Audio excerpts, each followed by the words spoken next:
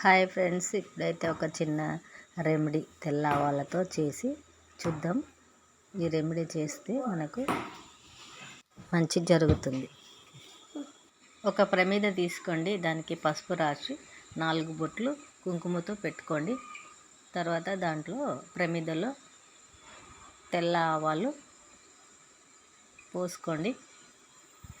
దాని నిండా పోసుకొని తర్వాత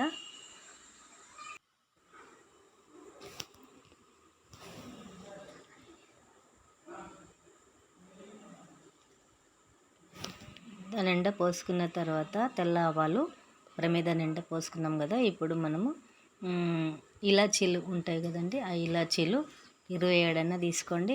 ఎక్కువ కాస్ట్ అనుకుంటే ఒక 6 అయినా తీసుకోండి.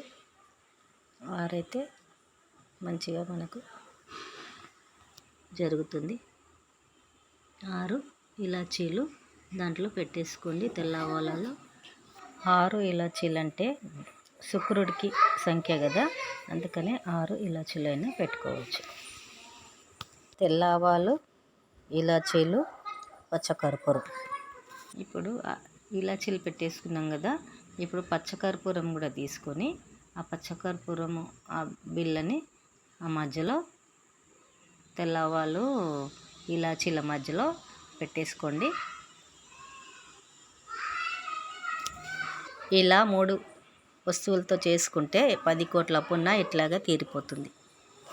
6 నెలలకు ఒకసారి చేసుకోవాలి. ఇప్పుడు పచ్చకర్పూరము పెట్టేసుకున్నాం కదా, ఈ 3 వస్తువులు పెట్టేసుకున్నాం కదా. తెల్ల ఆవాలు, ఇలాచీలు, పచ్చకర్పూరం, ఈ 3 పెట్టేసుకున్న తర్వాత దానికి గ్రీన్ కలర్ క్లాత్ కట్టేసి అది తీసుకెళ్ళి అమ్మవారి ముందు, లక్ష్మీ అమ్మవారి ముందు పెట్టుకోవాలి. ఒక 6 నెలల దాకా.